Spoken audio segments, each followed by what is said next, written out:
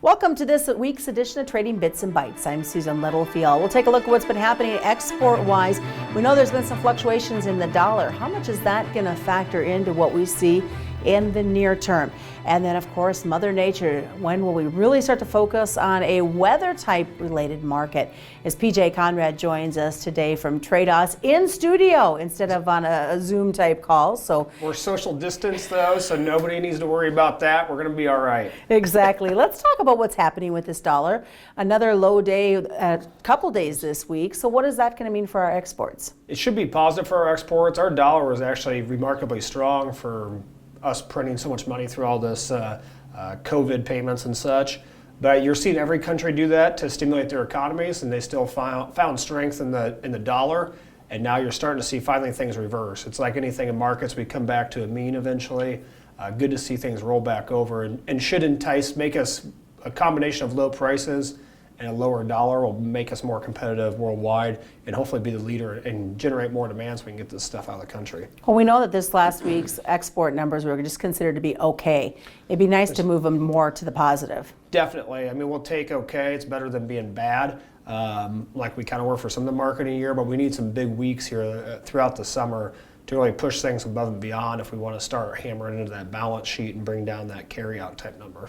What pressure from Brazil with their beans and China? I mean, China continues to go to them. Even with, I think they said last week or early this week when China was buying some Brazil beans for October, November, that speaks two things about the Brazilian bean market. Is A, there's probably more beans over there than what we anticipated, and B, politically speaking, they want to go over. China wants to say, hey, U.S., we can still go somewhere else and get stuff. We don't need to have your beans. And so it's a big political game, has been for a long time now, probably since 2016. So, and all things that probably need to happen. It's just, it seems like every time we start to see a rally, we get beat back down with some sort of political news or something else we can't control. Well, us being in the studio starts to show that things are starting to get back to a new norm, which means hopefully we start seeing a new norm with vehicles on the road and the effects that'll have on the ethanol market. Definitely. I think you're starting to see more people travel. By and large, you're not going to fly with your family this summer, but you might travel 3 hours, 4 hours in a car and go visit somewhere. And so that's big. They also, I read this week, they said in China, they had some of their best car sales in the last 5 years this last month. And so that's probably a testament to over there. They don't want to take mass transit, but they'd rather drive. And so do we do the same thing here in the U.S.? Maybe not. The Midwest, by and large, maybe doesn't do a massive amount of travel that way. But maybe we go to the Californias and New Yorks and they go back to traveling more by car than mass transit. What are you hearing when it comes to this turning into a weather-related market? We know some warmer, drier weather is talked about, all depending on obviously what happens in the Gulf of Mexico right now. Yeah, this week was hot and warm in the first real furnace blast of the year. It feels good, I guess, for humans. And the corn market needed some heat and sunshine. I think everybody did. This next week looks like it's going to kind of calm back down to say 70s to 80, and then we'll see what happens from there.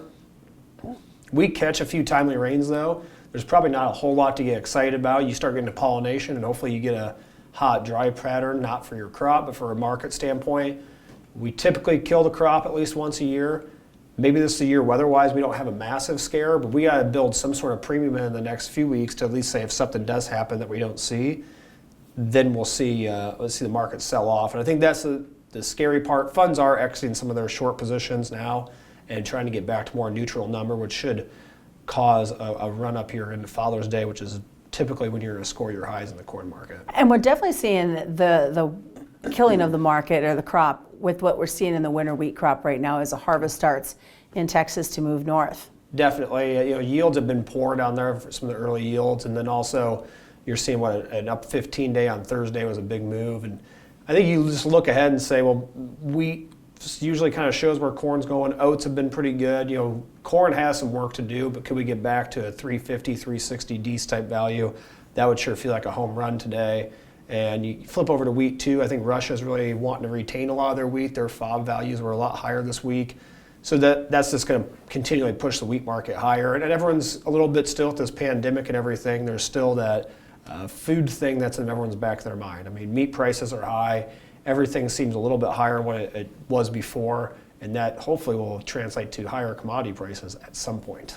Oh, we hope so. Some good things to think about as we head into the weekend. Thanks, PJ. Thanks, Susan. PJ Conradt has been joining us this week on Trading Bits and Bytes. I'm Susan Littlefield.